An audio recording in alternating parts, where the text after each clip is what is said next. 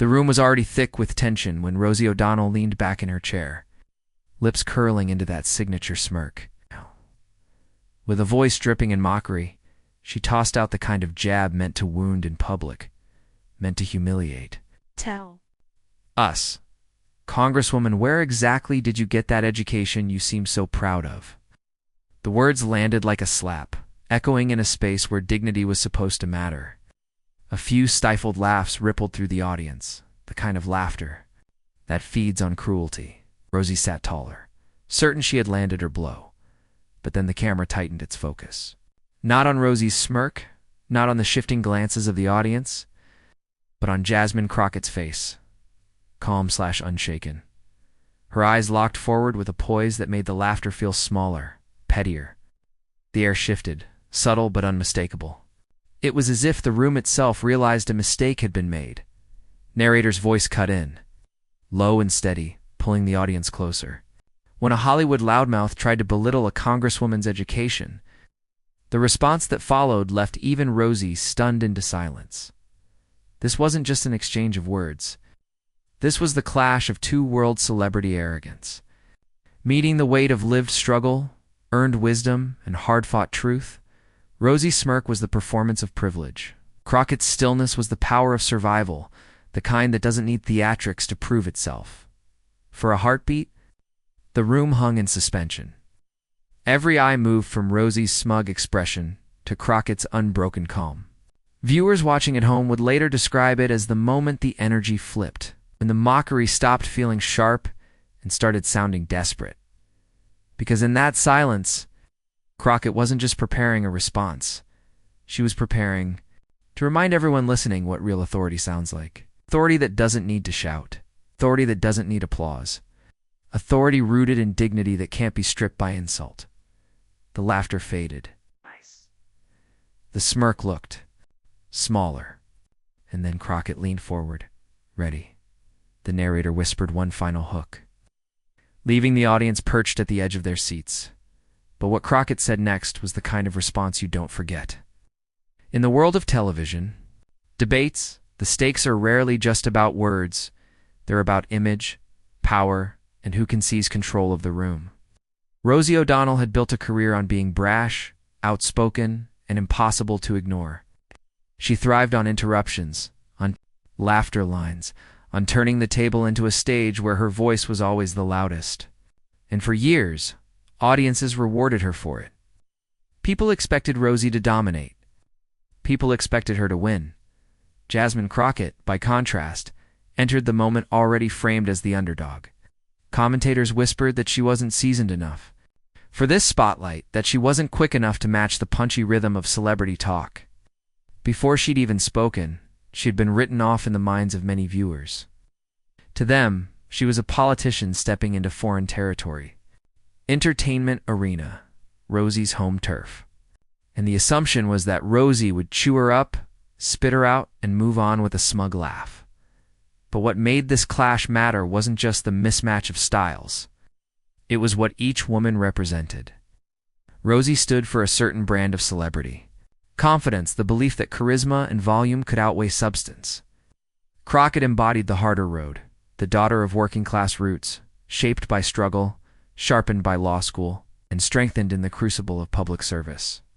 When Rosie mocked her education, wasn't simply a jab it, was a dismissal of everything Crockett represented. The years of sacrifice. The late nights of study, the lived experience of someone who had to fight for every credential she carried. Narrator's voice cut through. This wasn't just about credentials. It was about who truly deserves a voice in America's conversation.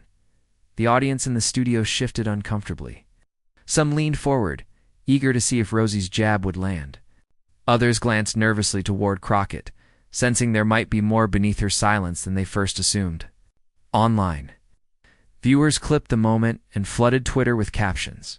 Rosie comes out swinging, but no one knew what was coming next. Crockett wasn't rushing. She didn't leap to defend herself immediately. That pause was precious. A few seconds of calm created a tension Rosie couldn't control, because in debates, silence is power. Crockett was wielding it with precision. This wasn't a game for her. It wasn't a chance to score cheap applause or trend for a one-liner. For Crockett, This was about respect, about proving that intelligence doesn't need to shout to be heard, that truth doesn't need to dance for the cameras. Rosie, meanwhile, mistook the pause for weakness. She leaned back, almost preening, as if she had already won. But anyone, watching closely, could see the shift happening in real time. The audience's eyes leaving Rosie, fixing instead on Crockett. The dynamic was tilting, the stage resetting itself. The narrator's voice slowed, heavy with promise, because the first spark had already been lit, and what Rosie didn't know was that the fire it started would soon burn out of her control. O'Donnell had made a career out of being the loudest voice in any room. Fans knew her as sharp-tongued, unapologetic, and fearless. To some, that fearlessness was admirable, a refusal to play by the rules, a willingness to say what others wouldn't. But to her critics, that same energy had curdled into arrogance. She didn't just win debates, she bulldozed them. She didn't just poke fun. She cut deep, leaving others struggling to recover while she basked in the laughter of the crowd.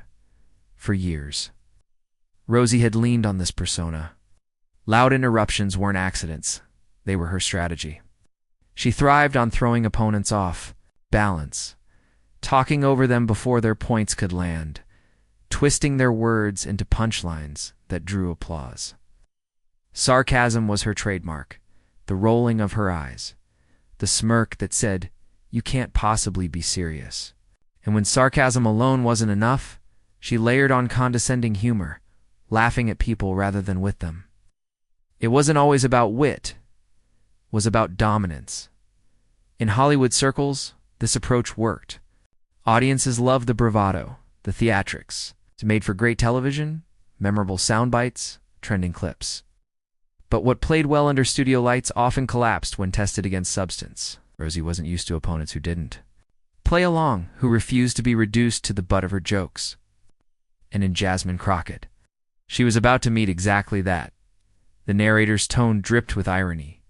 For Rosie, arrogance wasn't a flaw, it was a formula. But formulas fail when the variables change. History, too, echoed with examples of powerful voices who underestimated their challengers. Hollywood elites mocking grassroots fighters wasn't new. Generations before, activists, immigrants, and working-class leaders had been dismissed as unsophisticated, unpolished, unworthy of the national stage. The pattern was always the same. Those in comfortable positions laughed first, ridiculed second, and ignored the slow burn of dignity rising beneath the surface, until suddenly the laughter stopped. Rosie fit this lineage perfectly.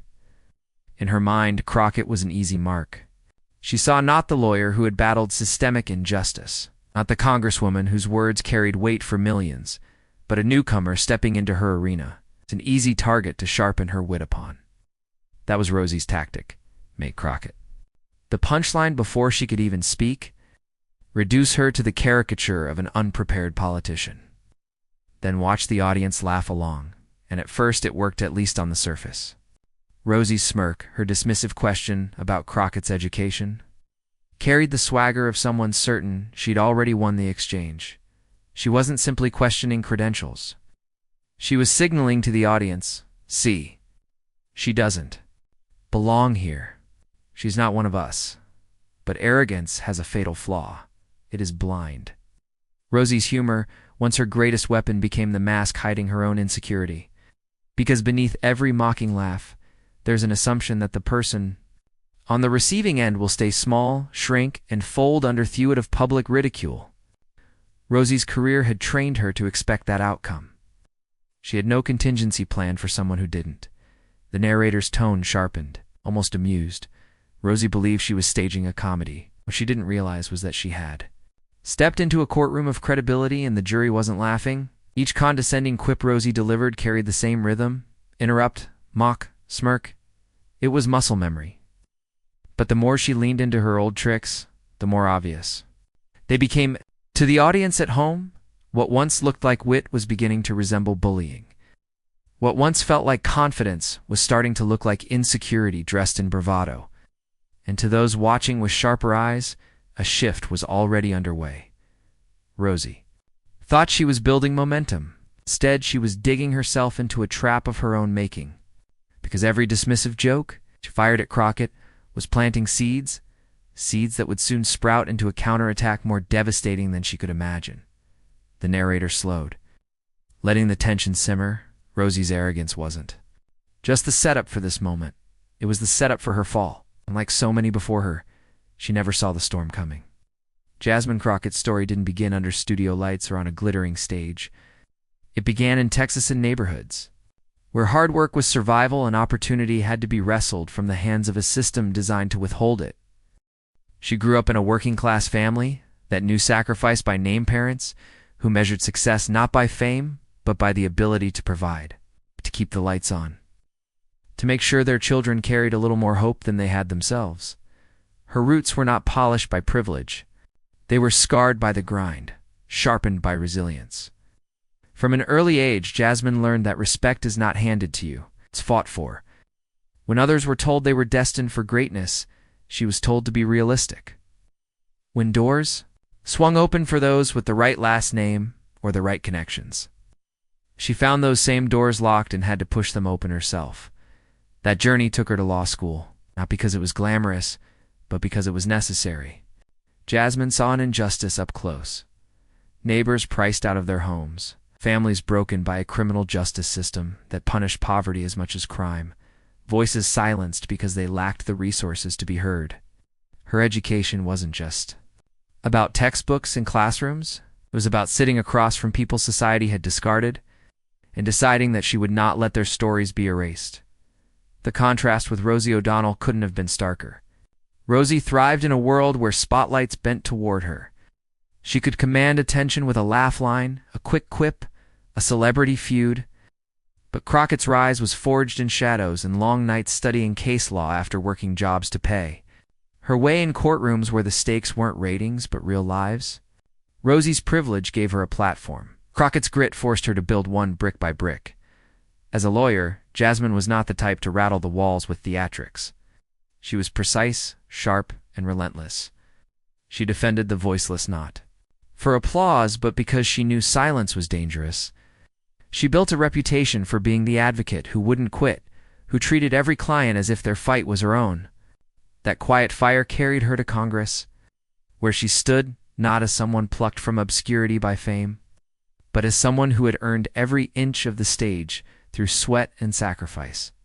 And so, when Rosie smirked and questioned her education, the irony was almost unbearable. Rosie's education had been a stage Hollywood taught her how to dominate a crowd, how to trade jokes for approval.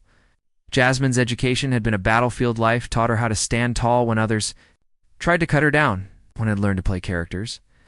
The other had learned to face reality. The narrator's voice carried the weight of admiration. Crockett's education wasn't only formal, it was lived. It was won through every barrier she shattered, every injustice she refused to accept. Where Rosie wielded sarcasm, Jasmine wielded survival. Where Rosie had the spotlight, Jasmine had scars, and those scars became her strength. Audiences watching knew this instinctively. They recognized something in Crockett's story that felt familiar, even if they had never met her. She wasn't a celebrity. They didn't project themselves onto her because of fame. They rooted for her because she was extraordinary. She carried the struggles of those who had been dismissed, overlooked, underestimated. She was proof that dignity could climb from the ground up and still meet arrogance on equal footing. Every step of her journey had prepared her for this exact moment. The years of being told you don't belong, the cases where she had been interrupted, dismissed, spoken over yet refused to back down, the long fight for a seat in Congress where her voice would carry not just for herself, but for millions who saw themselves in her. All of it had built the armor she now wore with grace. The narrator softened, almost reverent. That grit forged her truth. And that truth was about to silence Rosie. Guess. Crockett wasn't just standing on that stage as Jasmine, the Congresswoman. She was standing there as Jasmine from Texas, daughter of working-class parents, the lawyer who had stared injustice in the eye, at a woman who had been told no more times than she could count and had answered every time with a louder yes.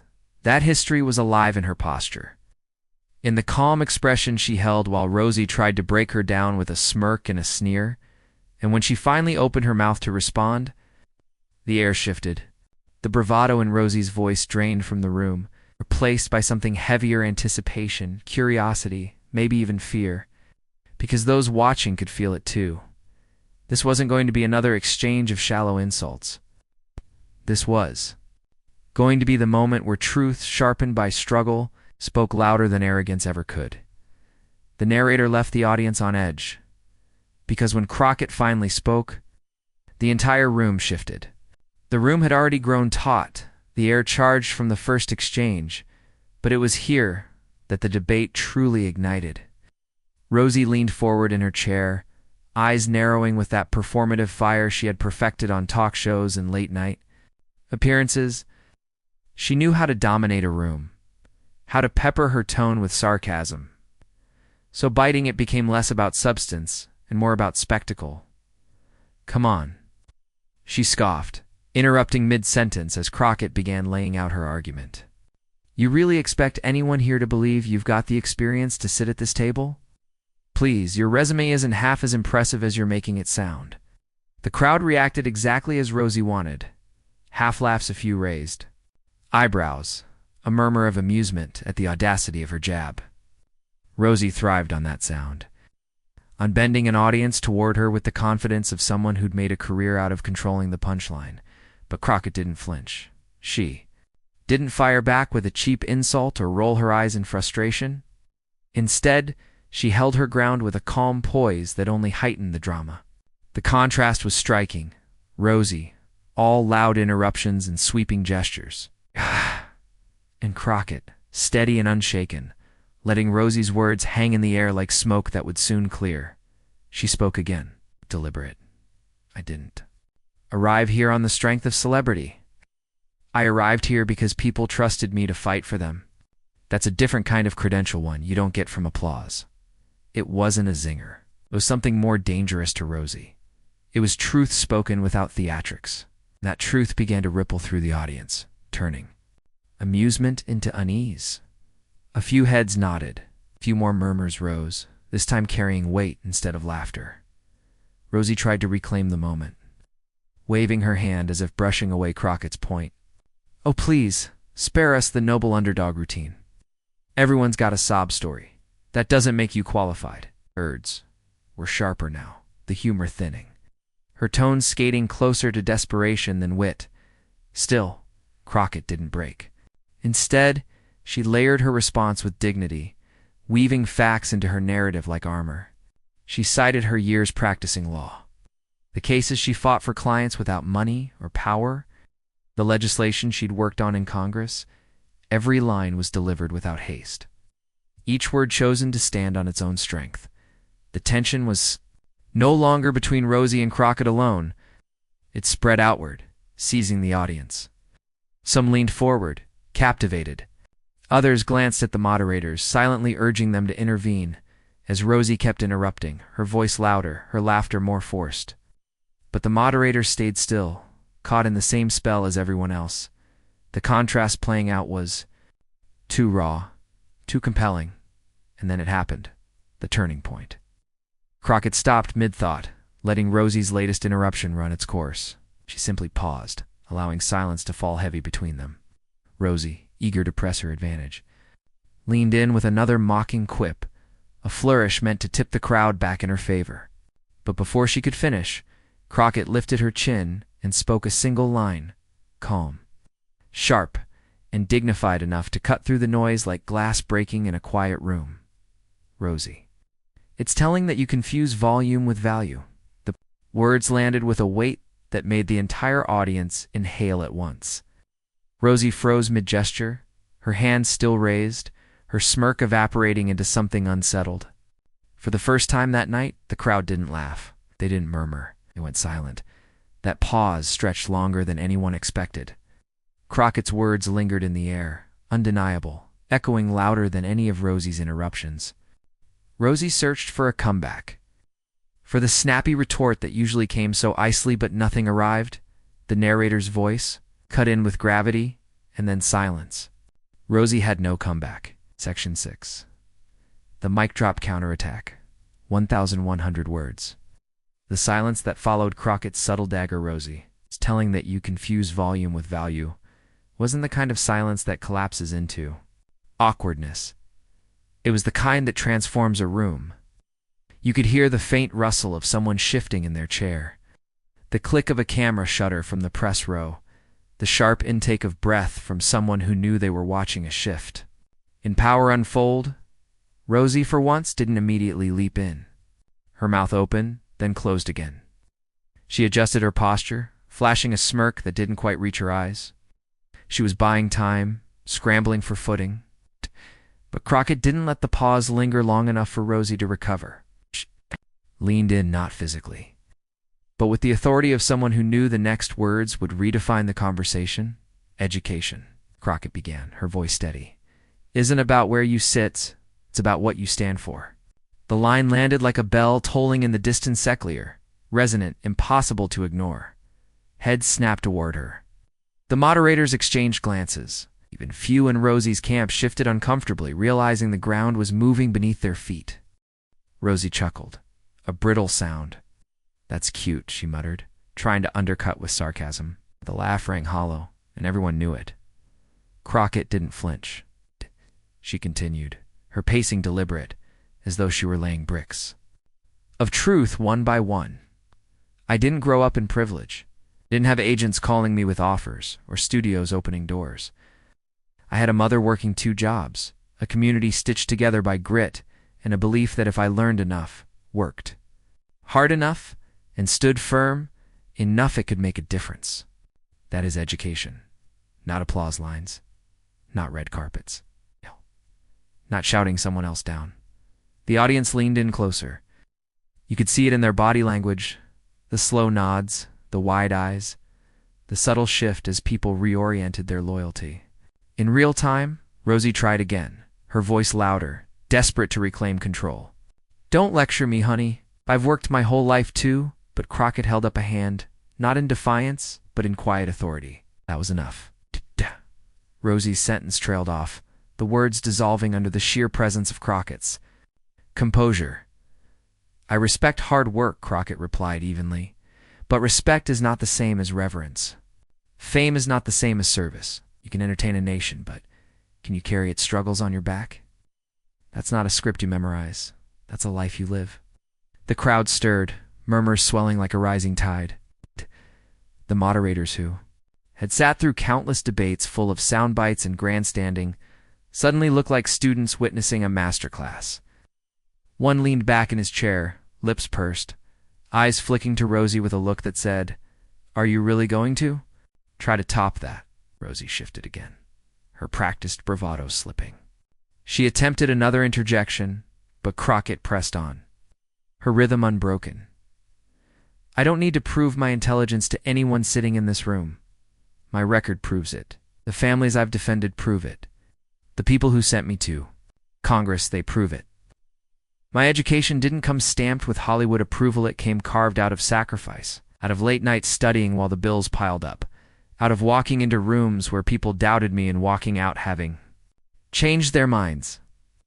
There was no shouting, no finger-pointing, no theatrics, but the quiet conviction in her voice landed harder than any insult Rosie could have conjured. A pause. Crockett allowed it. She let her words breathe, let the gravity sink in. And in that pause, the room seemed to tilt. Rosie's eyes darted, searching for some familiar handle of control, but there was nothing to grab hold of.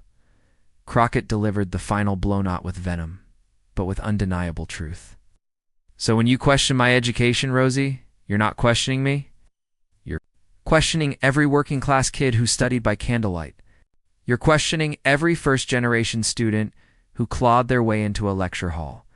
You're questioning every immigrant family who believes education is their one shot at equality. I won't let you belittle them just to get a laugh." The crowd erupted not in raucous applause, because this wasn't a comedy club. It was something heavier. Murmurs of agreement, audible of respect, the kind of sound that comes when people hear themselves being spoken for, represented. Defended Rosie's face told the story without words. Smirk was gone. Her eyes narrowed, her lips pressed tight, her body shifting as though her chair had grown suddenly uncomfortable. She opened her mouth once more, but stopped. The crowd didn't want another quip. The tide had turned, and even Rosie could feel it. Crockett leaned back slightly, her composure intact, her point made. She hadn't raised her voice once, yet she now commanded the room. The underdog had become the authority, and everyone watching knew it. One of the moderators cleared his throat, clearly moved. He nodded almost imperceptibly in Crockett's direction, a silent acknowledgement that the balance of respect had shifted. Another guest at the table, someone who had been quietly skeptical earlier, gave a small but unmistakable clap of their hands on the desk, a gesture caught instantly by the cameras. And in that simple moment, Rosie O'Donnell, the brash entertainer, who had built a career on never being silenced, found herself without words. The narrator's voice cut in, framing the gravity. This wasn't just a rebuttal, it was a reframing of the entire debate. The insult meant to reduce her had become a rallying cry, and the underdog had taken the throne. Rosie sat back, forced into silence by the sheer weight of dignity. The room no longer belonged to her, it belonged to the Congresswoman who refused to be diminished. And the narrator closed the section with the line that set up everything that followed. And that moment wasn't just a win in the room, it was validation heard across America. The moment Crockett's words landed, they didn't just stay trapped in that studio. They spilled out first through whispers in the audience, then through the swift fingers of journalists in the press row, and finally through the infinite megaphone of social media. Within minutes, hashtags were lighting up screens across the country. #Rosie silenced surged to the top of trending lists, fueled by clips of Rosie's frozen expression as Crockett delivered her final line. Right beneath it, #Crockett response exploded with retweets, captions, and memes. One viral meme placed Rosie's wide-eyed silence on one side of the screen and Crockett's.com/steadygaze on the other, with the caption, "This is what dignity looks like." It wasn't just Twitter or X, as some insisted on calling it. TikTok was flooded with edits of the moment. Users set Crockett's words, "Education isn't about where you sit, it's about what you stand for." Too dramatic. Soundtracks everything from cinematic strings to gospel choirs. Instagram Reels stitched her speech with images of classrooms, immigrants holding graduation caps, working-class families cheering from the sidelines. The clip transformed from a confrontation into a cultural anthem. Commentators weighed in almost immediately. Political analysts tweeted, "That wasn't just a clapback. That was the clapback of the year." Another, more biting, wrote, "Rosie O'Donnell just learned the hard way. Mocking someone's education when they've lived it harder than you ever could is a losing game." Cable news grabbed hold of it too. Overnight, every panel show played the clip on loop. Some anchors chuckled at Rosie's visible discomfort. Others shook their heads in admiration at Crockett's composure. One pundit declared, "This wasn't a soundbite. This was a stateswoman reminding America what true education means." But the impact went deeper than pundit chatter. Across the country, ordinary people began sharing their own stories in response. A single mother in Ohio posted, "As someone who worked 3 jobs to put myself through community college, Crockett spoke for me." A first-generation college graduate in California wrote, "For once, I felt seen." Rosie mocked us all and Crockett defended us. These personal echoes spread like wildfire, turning the clip into more than a viral moment.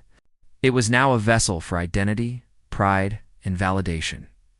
Rosie, of course, tried damage control. She tweeted a half-hearted line, "All in good fun, folks. Don't take it so seriously." But the replies were brutal.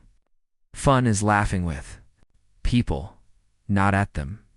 You lost because she had truth, not jokes. Comedy's not a shield for arrogance. Rosie's attempt at deflection only sharpened the contrast. Crockett wasn't just dignified.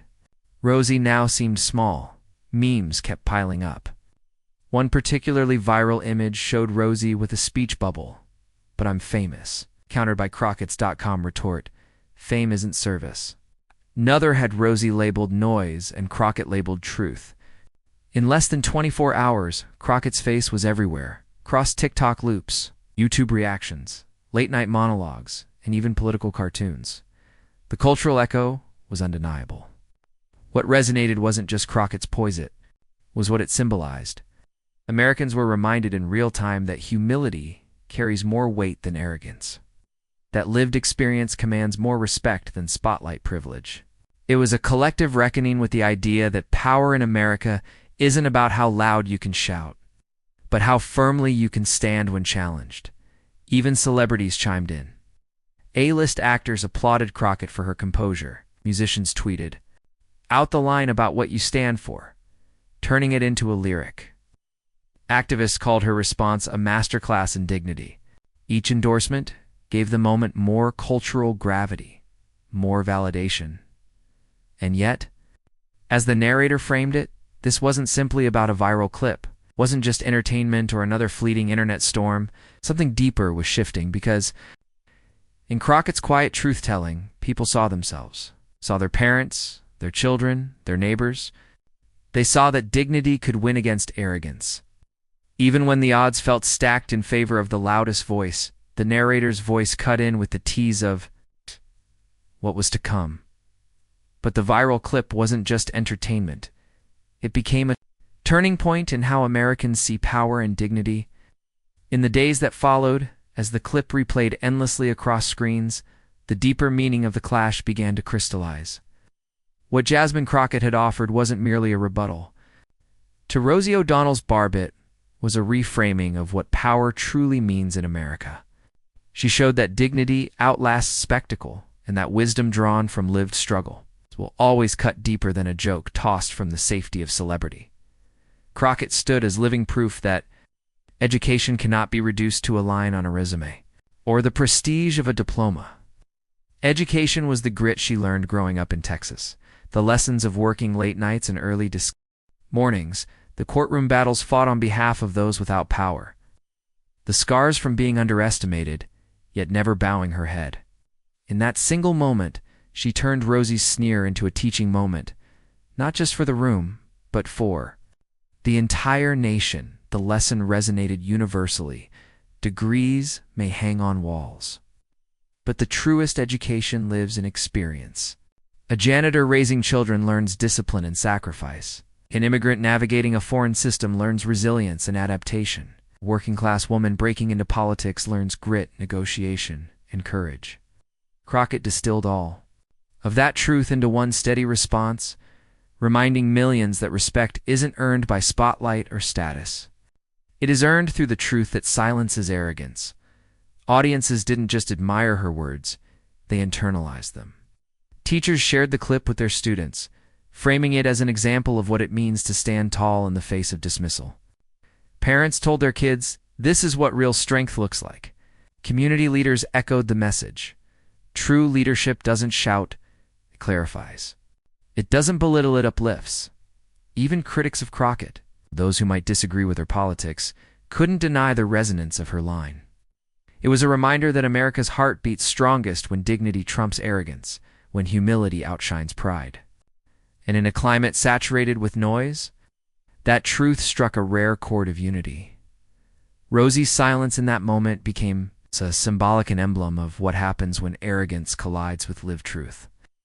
Crockett's calm words didn't just quiet a celebrity, they recentered the entire conversation. For a brief, shining moment, the nation remembered that being heard isn't about being loud. It's about standing on ground so solid that even hecklers fall silent. The crescendo built in every retelling. Each time the clip replayed, each time someone quoted her line, education isn't about where you sit. It's about what you stand. For the meaning grew, it became more than a counterattack. It became a creed, because Crockett didn't just defend herself. She defended everyone who has ever been dismissed for not fitting the mold. Everyone told they weren't polished enough, privileged enough, credentialed enough. She turned personal insult into collective vindication. That was the true brilliance of her moment, not that she won a debate, but that she gave voice to millions, and so the moral lingered. Power rooted in arrogance crumbles at the first touch of truth, but power rooted in dignity endures because it is shared. It is recognized, and it uplifts. The narrator's voice sharpened as the section closed. And once again, history reminded us, the loudest voice doesn't win, the truest one does. From the very first smirk, Rosie O'Donnell thought she could win the room with arrogance. She leaned on mockery, on sarcasm, on the kind of noise that once made her a star. But Jasmine Crockett didn't need to raise her voice or match Rosie's theatrics. She simply stood tall, measured her words, and delivered a response so clear, so rooted in dignity, that the entire atmosphere shifted. What began as an attempt to belittle a congresswoman ended as the moment Rosie O'Donnell was silenced not by volume, but by truth. This is the arc that captured millions. Arrogance on one side, composure on the other. Rosie tried to dominate with interruptions. Crockett calmly layered fact upon fact. Rosie sneered. Crockett reframed the insult into a universal lesson. When the final line landed, when Rosie's mouth froze mid-gesture, the court of public opinion knew exactly who had won. The clip didn't just go viral. It restored faith that grace under fire still has a place in America. And now, it's your turn. If you believe that dignity should always triumph over arrogance, share this moment. If you want more stories where truth cuts through the noise and power is reclaimed by those who've earned it, subscribe and join this movement. Every share, every comment, every voice adds weight to the message. Respect belongs to those who stand for something greater than themselves, because in the end, it's not the loudest voice that shapes history. It's the truest one. Jasmine Crockett just proved it. Cinematic close, because in the end, truth doesn't shout, it resonates.